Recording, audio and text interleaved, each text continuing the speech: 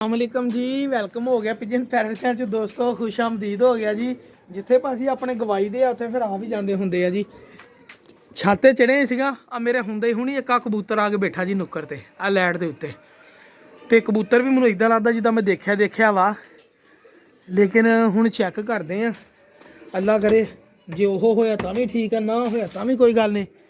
ते दाना पाउने फिर पता लग जाना वा अपना है कि नहीं है। मैनूं शक पैंदी जिद्दां कबूतर अपना मुड़ के आया वा, जेह्ड़ा उस दिन चला गया सी ओह् गलछन दे आई, ओह् गलछन दे आए।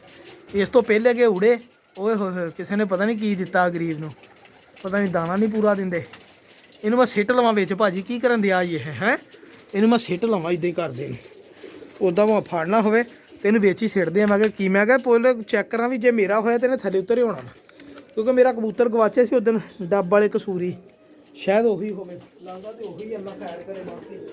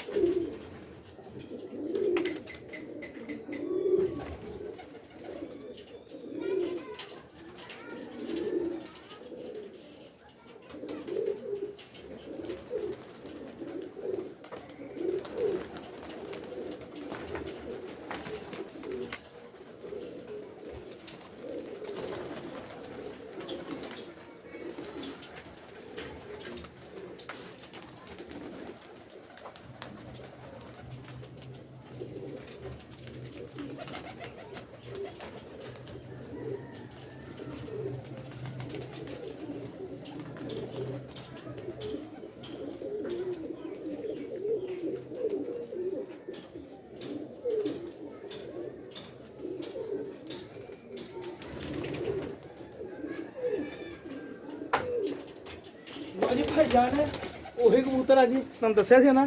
देख लो फिर वापस आ गया, लागे तागे किसी ने फड़िया होना वा। तो कबूतर मेरा ख्याल 2 हफ्ते बाद वापस आ गया जी माशाल्लाह। ये आ चेक करो, यह कबूतर अगले दिन कबूतर गया जिदन मैं कहा मेरा यार अज 5 कबूतर जिदन मेरे गए आ। तो यह डब वाला कबूतर सीगा, ठीक है जी। यह मैं कबूतरी समझ के रोकी रखिया सीगा, लेकिन मादी निकली, नर निकलिया। तो मैं फिर बन के बाहर छड्डता, ये उड़ के बैठा एक दिन माड़ा जिहा, तो मैं ये पर पूरे खोलते बसकूएं तो उड़ के बैठा, ये फिर चला गया सीगा। मेरा ख्याल लागे तागे किसी ने फड़िया होना वा, उन्हें भी छड्डिया होना। उन्हें कहा लो जी गिज गया, तो लेकिन उन्हें पछाण रखी घर दी और कबूतर आ गया। हुण इनू मैं तुहाडे सामने सर, ये कड़ी भी मेरी उही पई है नंबर वाली, तो यह उही मैं हुण इनू है 4 दिन फिर बनना वा। इनू कैद नहीं करना आप, हाँ जी, ये नहीं इनू हुण मैं आ गया वा, तो इनू हुण कढ़दे आ किते भी ਉਹਦੇ ਨਾਲ चले जाए। चल ਉਹਦਾ भी जावे खैर आ, जिन्हें फड़िया वा नहीं दिता कोई गल नहीं हैगी। ये आ लो जी, इनू आप बसकूए ला के छड्ड देना वा, ठीक है जी।